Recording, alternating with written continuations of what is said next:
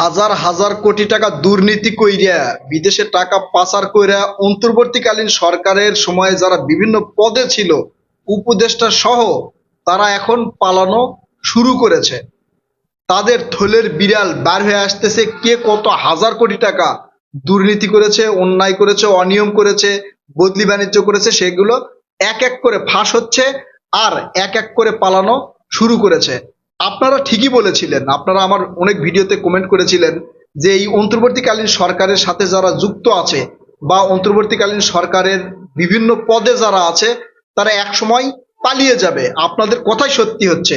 শুধু আপনাদের এই কথা সত্যি হচ্ছে তাই নয়, আপনারা বলেছিলেন এই যে বৈষম্য বিরোধী আন্দোলনের যেগুলো সমন্বয়ক আছে এই সমন্বয়কের মধ্যেও অনেকেই পালিয়ে যাবে। আপনাদের সেই কথাও সত্যি হচ্ছে। অনেক সমন্বয়ক পালিয়ে গেছে, আবার অনেক সমন্বয়ক পালিয়ে যাওয়ার রাস্তায় আছে, কেউ আবার ভারতে গিয়ে ধরা খাচ্ছে। সবগুলো আপনাদেরকে বলবো।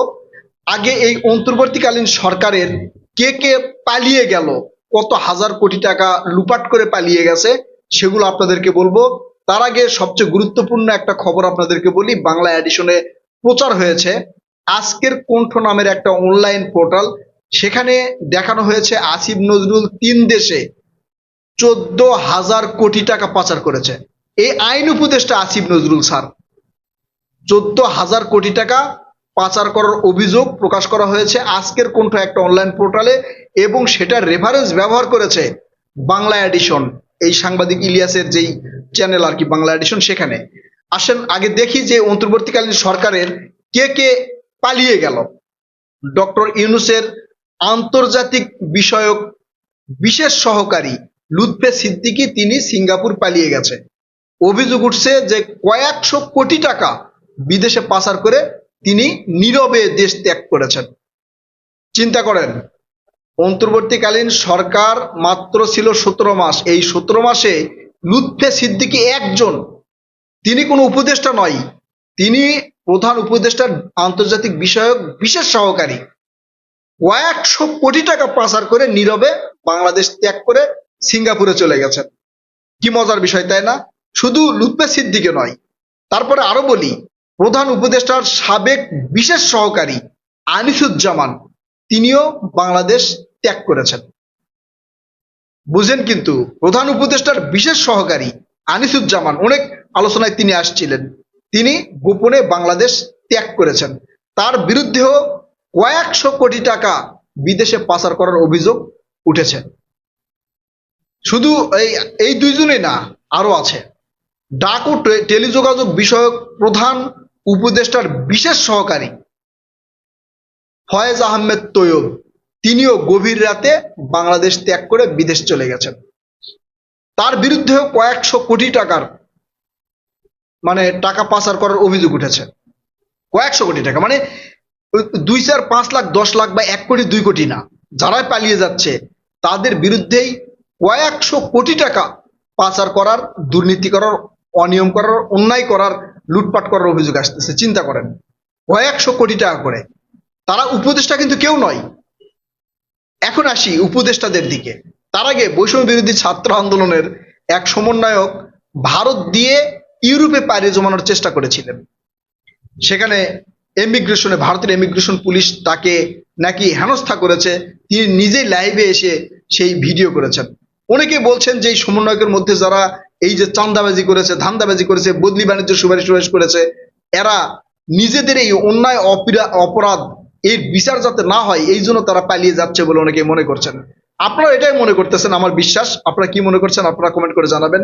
এখন কোন কোন উপদেষ্টা পালিয়ে যাওয়ার রাস্তায় আছে, অথবা কোন কোন উপদেষ্টার বিরুদ্ধে ব্যাপক দুর্নীতি ও অনিয়মের অভিযোগ উঠেছে? প্রথমে 3জন ছাত্র উপদেষ্টার কথা বলি। নাহিদ, আসিফ মাহমুদ, সজীব ভুঁইয়া আর মাহফুজ আলম। নাহিদ ইসলামের বিরুদ্ধে খুব বেশি অভিযোগ আসে নাই, তারপরেও এই যে এমবির মেয়াদ টিয়াদ নিয়ে একটা আলোড়ন সৃষ্টি হয়েছিল, পরে নাহিদ ইসলাম থেমে গেল, হঠাৎ করে থেমে গেল।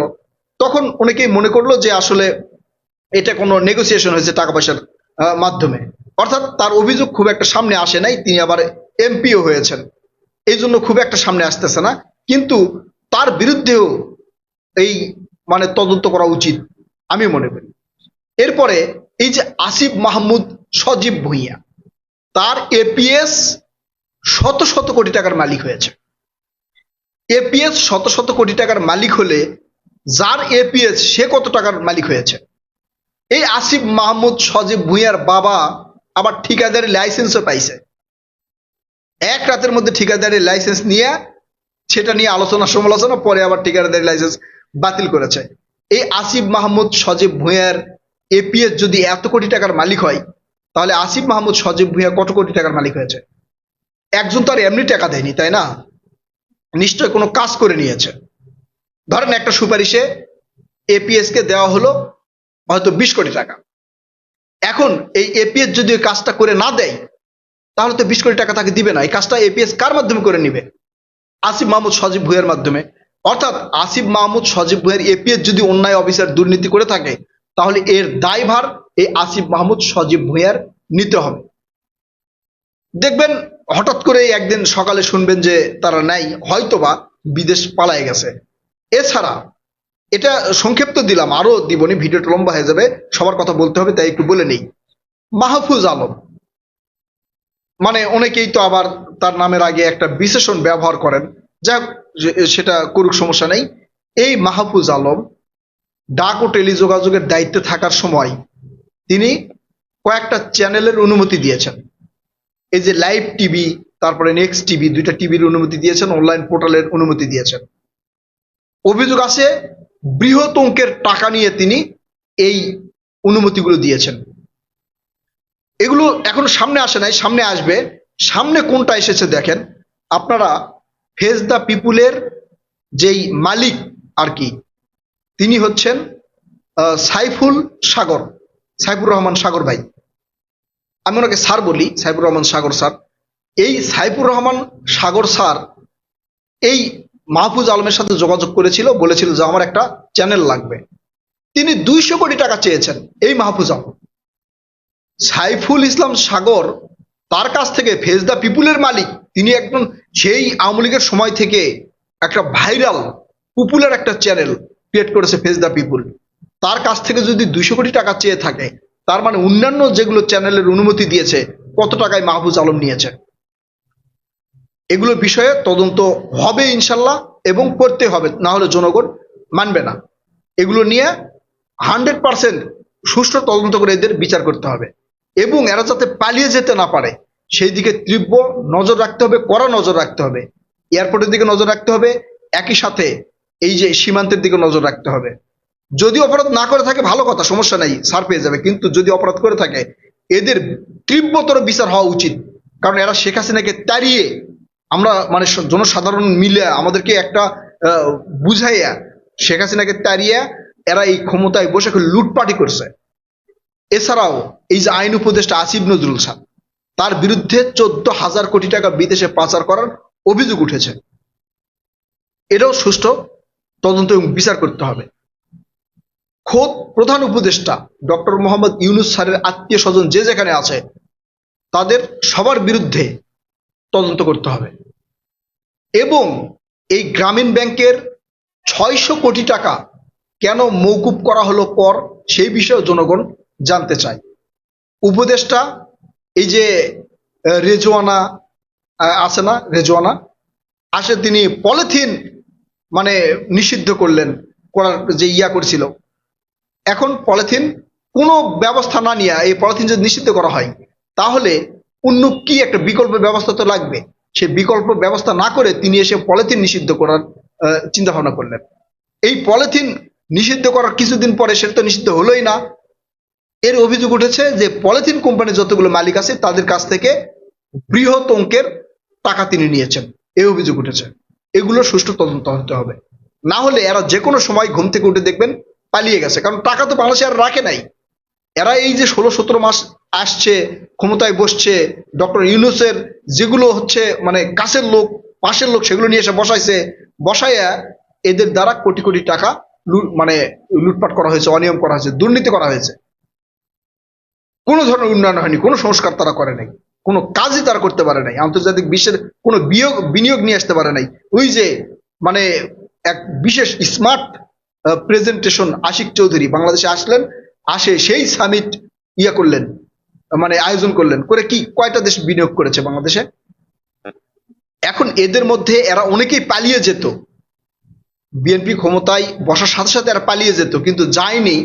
কারণ এরা অনেকেই চিন্তা ভাবনার মধ্যে আছে কিছু টাকা পয়সা খরচ টরচ করে বিএনপির যদি কোনো পদে ঢোকা যায়, অথবা মনে করেছিল বিএনপি তাদেরকে বিভিন্ন পদ পদবি দিয়ে একটা চেয়ারে বসায় রাখবে, এটা তারা মনে করেছিল। এই জন্য এতদিন পালাই নাই, কিন্তু এখন থেকে পালিয়ে যাবে। এইদিকে সাবধান, অবশ্যই নজর রাখতে হবে এদের বিষয়ে, সুষ্ঠু তদন্ত না হওয়া পর্যন্ত এরা কেউ যাতে দেশ ত্যাগ করতে না পারে। সেই বিষয়ে এই বিএনপির সরকারকে, তারেক রহমানকে এবং প্রশাসনকে আহ্বান জানাই, যদি তারা অন্যায় অবিচার দুর্নীতি অনিয়ম করে না থাকে ভালো কথা, তাদেরকে চারিত্রিক সার্টিফিকেট দিয়ে দেন, ক্লিন সার্টিফিকেট দিয়ে দেন, দিয়ে সরাই দেন, সমস্যা নাই। কিন্তু যদি বিন্দু পরিমাণ কোনো অনিয়ম দুর্নীতি আর এই টাকা পাচার মানি লন্ডারিং যেগুলো অভিযোগ উঠতেছে এর সাথে যুক্ত হয়, তাহলে এদের ডাবল শাস্তি হতে হবে, এদের ডাবল শাস্তি হতে হবে। কারণ এরা একটা ভাঙ্গাচুরা দেশের ক্ষমতায় বসে সেই দেশটাকে চুষে খেয়েছে। প্রিয় দর্শক, আপনারা যেটা বলেছিলেন সেটাই সত্যি হয়েছে। আপনারা বলেছিলেন যে এরা পালিয়ে যাবে, এই যে ছাত্র আন্দোলনের যারা মানে সমন্বয়ক তারা পালিয়ে যাবে, ঠিক পালিয়ে যাওয়া শুরু হয়েছে। ইনকলাব মঞ্চ ভেঙে দেওয়া হয়েছে না, দেখবেন এক এক করে পালিয়ে যাওয়া শুরু হয়ে যাবে। প্রিয় দর্শক, আপনারা কি মনে করছেন এই সার্বিক পরিস্থিতি নিয়ে? এরা কি আসলেই পালিয়ে যাবে? আপনার কি মনে হয় কে কত টাকা লুটপাট করতে পারে? সে সকল সামগ্রিক বিষয় নিয়ে আপনারা আপনাদের মূল্যবান মতামত কমেন্ট করে জানাবেন। কথা হবে নতুন কোনো ভিডিওতে ইনশাল্লাহ। ততক্ষণ পর্যন্ত ভালো থাকবেন। আল্লাহ হাফেজ।